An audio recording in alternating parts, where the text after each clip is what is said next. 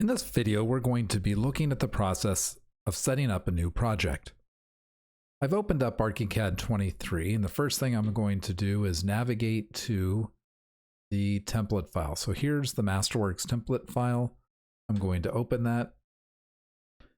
And this file is constantly being updated to reflect the new ways we're doing things, finding little nuances that need to be corrected. And the entire idea is that you quickly model the house and the drawings are updated as you go with as little corrections later as possible. Now this is a big process. It's taken a lot of time. We have it a lot of the way through, but we're constantly making refinements, and that's just something that we have to accept. But we're trying to make setting up an entire project and get the drawings done, the coordination sheets completed, all as quickly and easily as possible in the most consistent way possible. So here we are, we've opened up the template file, and now what I'm going to do is I'm going to do a save as, and I will just put it on the desktop. I'm going to call it new project. Now in your case, you would be navigating to the directory for the project on the server that would have been established for this, and you'd put it under design and model.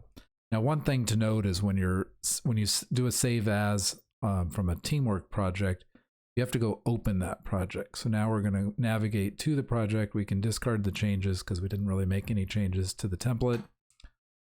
And now we have navigated to the file and we're working on that file. And this is commonly done. We use a local file that's saved on the server to begin the project, to try to get some rough things completed. And then at some point when we know that file represents where we're going, then we'll actually put that on the BIM server so that it can be shared. In the beginning stages of a project, it may be that we need to do several iterations and we'll save out additional PLNs. And I don't really like doing that in the on the server because you can get a lot of baggage in the file that I don't want to have. So I'll let you know when it's time to take a project that's being worked on locally and put it on the server's teamwork. So this is what happens when you get into a new project. We have our sections set up here, and this really defines the boundary of the project. So we want to model roughly within this space. We'll be able to tweak that a little bit later, but this is a good place to start. And what we want to do to begin with is go ahead and we're going to, the first thing we want to do is set up the property lines, and then we can start modeling. So once we get some property lines in, everything else kind of flows. Now we want to use the organizer as much as possible. Oops, not that one. Show the organizer. You can navigate around through here with just this navigation panel. That's fine. I like the organizer. It gives me a little bit better overview, but either one will do the trick. And so the first thing we're doing is we're going to be setting up what will effectively be a site plan. So I'm going to go to the view map and I'm going to double click site. And now all of our settings have been shifted so that they reflect, and see, I just found a little error in the template. So that's one I'm going to want to correct. But all of these are set up so that we're ready to draw. And now when I do that, on the off to the right, we have all of these drawing elements that have been put in here. Here's a list of things we're adding. So again, this is a very dynamic process, and it's constantly changing, and iteration is the key to success. But what I can do here is I see here's my property line. I'm going to use Alt, and I'm going to select that. That creates my new settings. I'm going to come over here. Notice that this, I can turn on the section markers again to kind of give me my space. And what I wanted you to show you was that this represents the lower corner of your space that you're working. And this is really where the house needs to go. So if the lot's a lot bigger, then we're going to let the lot move out of this space and the structure will be here. I'm just going to create a rectangle using the properties of the property line that we set up. I'm going to make this 125 by 50, kind of a standard lot in the city of San Diego. And we can move this around the property line a little bit as we define where the building's actually going to be sited.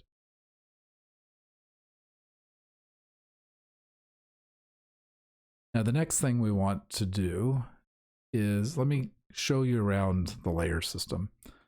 So the layers have been set up so to try to make this as easy as possible.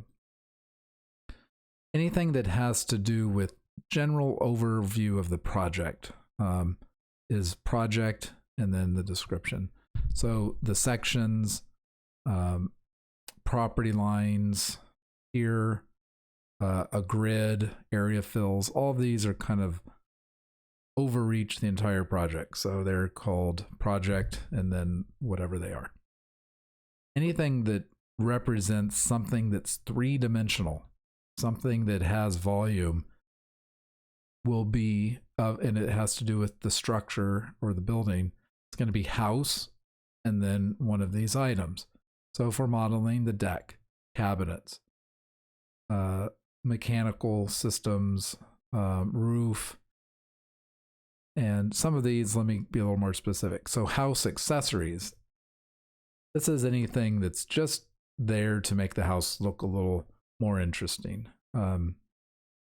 Could be some details in a window, or it could be a chicken on the roof. I mean, anything that is just there that's sort of decoration that really doesn't need to show up in the plans, but it wants to show up in your sections and elevations. Any accessories on the interior. This is, a toothbrush at the sink.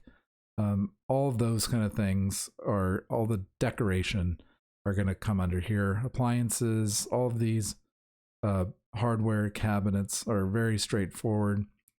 The electrical, now this is actually the switches and anything that is not light related. So the light fixtures are going to go down here.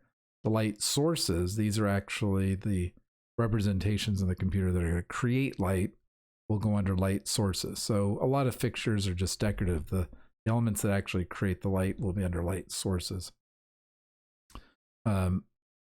Finish on the walls. So this is any special panels or something like that on the floor, on the walls. Fireplace. Most of these are pretty straightforward. Trim.